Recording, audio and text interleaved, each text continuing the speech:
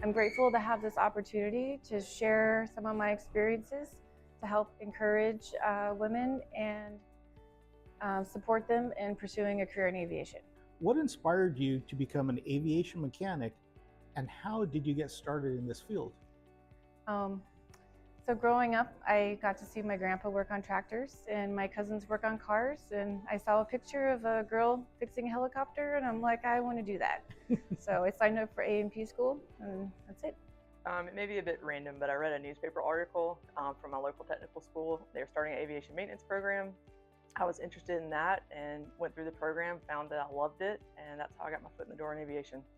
I got started in the field in high school. I took auto mechanics, and my auto mechanics teacher actually worked for a fuel company at the airport as an A&P mechanic, and he introduced this world to me. What advice would you give young women considering a career as an aviation mechanic? I would say if it's something you're interested in, you just do it. Don't worry about the unknowns. You just go for it, and it'll be okay. It's a rewarding job. I couldn't imagine doing anything else.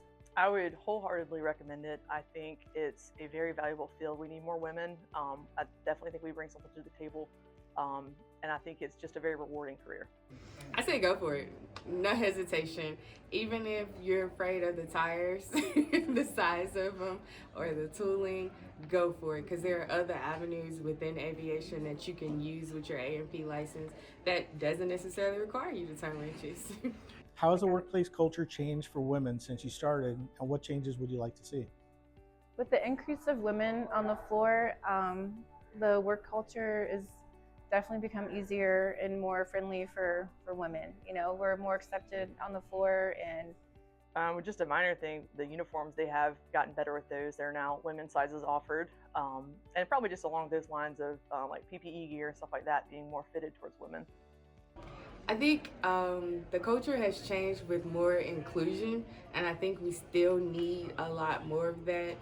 It helps if we were more so in leadership. That way we can voice our opinions and our viewpoints and kind of direct the field in a way that includes all of us. So what challenges have you faced as a woman in aviation maintenance, and how have you overcome them? I think some of the challenges are the stereotypes that go along with women. I feel sometimes I might have to prove myself more than a guy would, especially if I've never worked with them. And then just not really being able to relate all the time, right, with your coworkers because you're the only girl.